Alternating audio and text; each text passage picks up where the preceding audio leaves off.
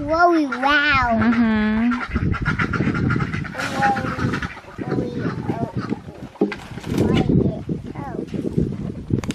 Beep, beep, beep, beep, beep, beep, beep. Be quiet, Roger.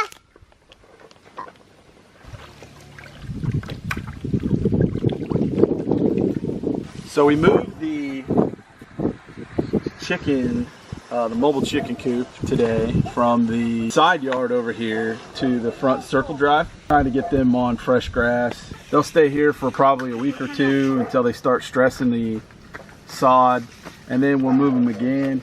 I actually moved them in the chicken coop to try to get them trained this morning, and they did really well. I had no issues with injuries. They're older birds, so they stayed clear of all. They knew where the hazards were and stayed clear of it really well. So we got that done this morning. It's already pretty hot. It's supposed to be, I think, in the 90s today. Now we're just kind of sitting here enjoying the breeze and watching the birds in their new spot.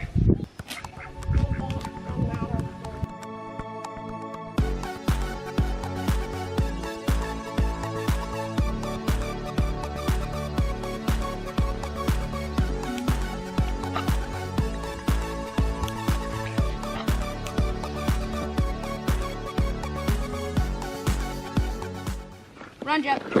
Jep, run! Run! Go! Yeah. Come back here, Jep. Run, Jep, run! We need to walk out because It's gonna be a good one. Alright. Hold on. Are you my love bug? Coming. Are you my love bug? yeah. You are my love bug. Aww, thanks. And that is my love bug too. Another water. Yesterday we started taking out our carrots. We did a little bit more than half the row because they're starting to get that carrot rust fly or carrot fly or something. And so I just decided to start taking them out, and we'll can them or dehydrate them. And then, so I'll have a lot more room to start our fall garden, which I'm gonna start that, I think, this week. We'll do carrots and more garlic, and we're gonna start over with cabbage. We had such a terrible time with cabbage. We took that all out too. And then we're gonna redo our lettuce and I think kale and spinach. So it really just opens up this whole section here of garden for our winter garden, which I wasn't expecting to do a fall or winter garden. I really thought that, you know, the cabbage would keep growing and everything would just do pretty well. I thought my garlic would do fine, and it's all gone except for like one. I think the squirrels got it. So that's a bummer, but everything else is doing pretty well. The okra is starting to come on. Oh, look. The okra is here, actually. Oh my gosh, look at that. Wow. I guess I haven't been out for a few days. So we might have okra with dinner tonight. But the green beans are coming on, and we're gonna have to pick those so we can get those canned. And then the tomatoes, any day, they're just gonna start ripening up.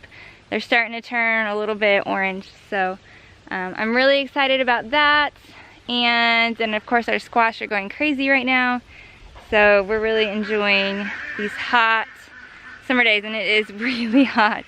But it's really great for the garden. What I wanted to talk about tonight was setting up for meat rabbits, and tell you real quick what our kind of a philosophy is on that.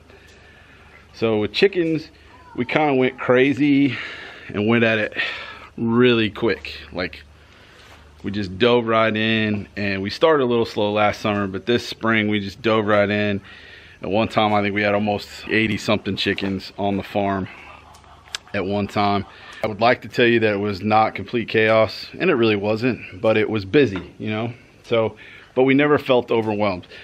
So what we want to do with rabbits, because we don't have any experience with rabbits, is we want to start slow. So we're just probably going to get 2 does and a breeding duck, and a buck to breed. There's 2 reasons why. First off, we're going to do 2 does because we don't have a lot of experience.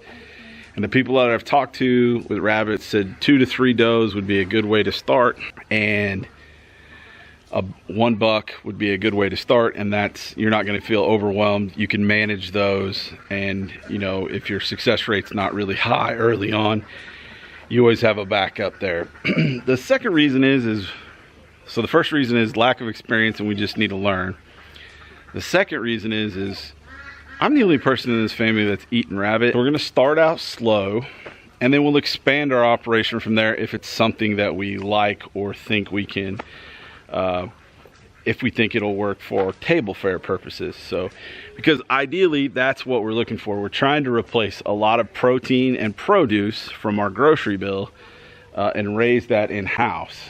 That is one of our goals. So we talked about the meat chickens. So that was what we had produced up to that far, almost 70 pounds of meat for our family that went into our freezer. So that's a pretty good deal. I'll show you what I've got done so far on the rabbit setup. So last week I started building the shelving. We bought these cages used, and some of them are in better shape than others. We have that 4th one there, but I think I need to do some work. I may need to replace the flooring on it. And then I put those on the shelf. We're going to use some strapping to strap it up, and then I'm going to put a rail along the front here to hold them in place. So they should be fastened. They shouldn't move a lot. And again, then we have this bunny tractor. And if you have experience raising bunnies, tell me what you think about this idea. I've heard rabbits like to dig or can dig out. So my thought process is putting chicken wire along the bottom of that so they can still get to some grass. But will rabbits chew through chicken wire? Because I know raccoons can. So let me know what you think about the chicken wire on the floor, if that's a good idea, bad idea. I'm probably going to go ahead and do it. And if you guys tell me it's a bad idea, I'll pull it back off. I would say we're probably within 14 days of having rabbits. I got some time off at the end of this week. Might go ahead and pull the trigger and buy a couple.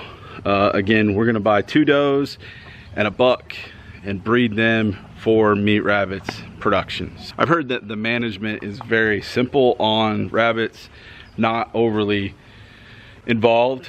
So once you get your program going, but that part of the building over there, the only direct sunlight it gets is early morning, and that's very early in the morning, like 6 o'clock, and then it'll get some winter morning sun too.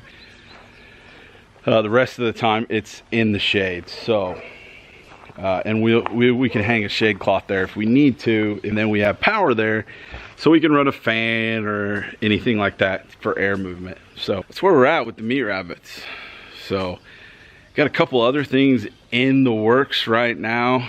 One of them is I can't tell you guys yet, but we're working on some things. It's a big announcement for our family. It's exciting for us. Hopefully you guys will find it exciting too, and we'll take you along on that. So there is the finished product, and you can see it doesn't let all the grass up, but this grass is fairly manicured, but it does let some up. So I think they'd have the opportunity. If you put a little weight on it, I think more grass comes up. So I think it will work. I hope it will work out for housing rabbits. Again, if it doesn't work out, worst things worse, they just tear it off, and there we go. So All right, guys, that's all I've got for this week. Thanks for coming along with us. We'll see you next time. We're out.